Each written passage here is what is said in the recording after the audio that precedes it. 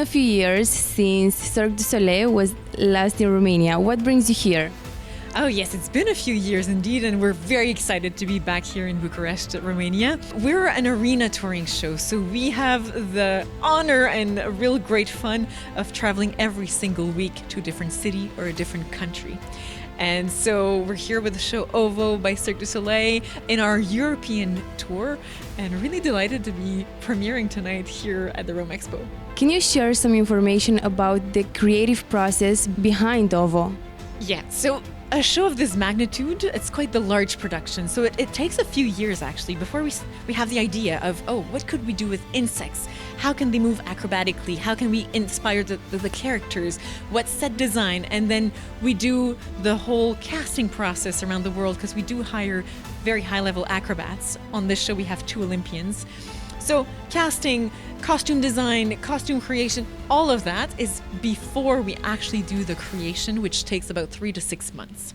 OVO was created in 2009, so we're celebrating 15 years this year, and it is a show that's truly withstood the test of time. It's really been appreciated around the world with families, and we continuously work on the show, keep evolving. We train every single day, and make sure that we have the best experience for you in the audience.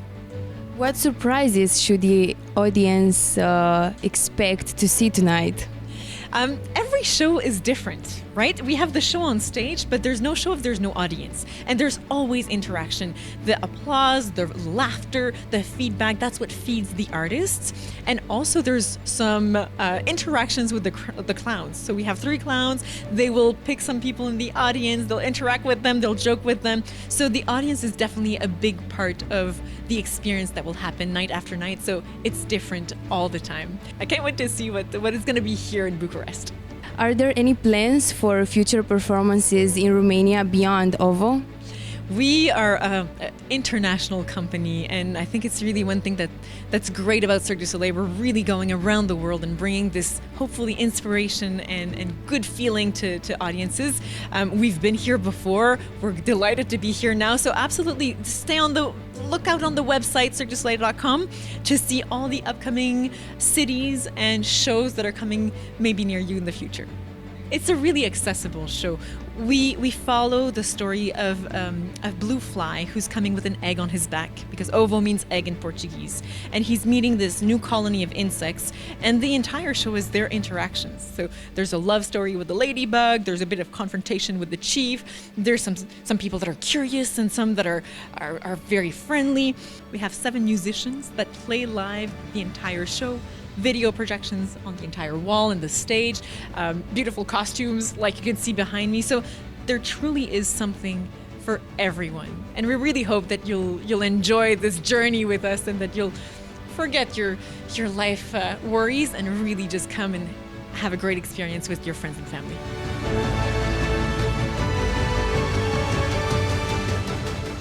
Svetlana, how do you mentally prepare before going on stage? What is your ritual? So as you can see, we have a big training space backstage. So all of us arrive early in the day so that we can slowly warm up, rehearse what we're going to do on stage. And then the biggest mental preparation actually comes when we're doing our makeup. It's a time to leave our day behind and really turn into the character that we're going to present on stage. What is your favorite moment in Backstage?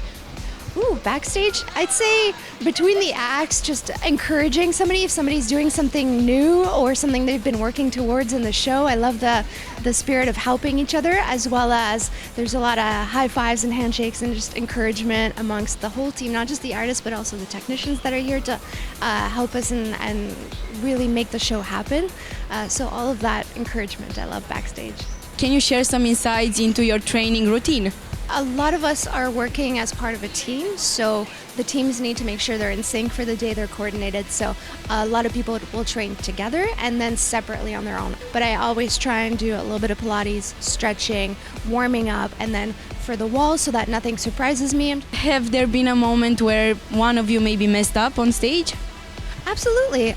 Being a professional circus artist is kind of learning to hide that, or to fall out of a skill safely, or to do something to kind of cover it up so the audience really doesn't notice. How do you maintain physical and mental well-being during the demanding tour schedule? It is very demanding because we're in a different city every week. So we have to get used to a new place to sleep, a new daily routine, really. You can't have your normal daily coffee shop you go to for years, right? So keeping things that are the same every city is really helpful for us. The backstage that you see behind me here always looks the same. So we know where our stuff is, how to get to the stage, like where everything is. Same thing for our makeup mirror. We can put some personal souvenirs and whatnot. So having consistency every week really takes care of the mental. And then the physical is obviously taking care of yourself, resting well, eating well, all of that. I'm just curious, for how long have you been doing this? Since 2017 at Cirque du Soleil, and for a long time. I mean, since I was 5, I was on stage, first for ballet, then circus.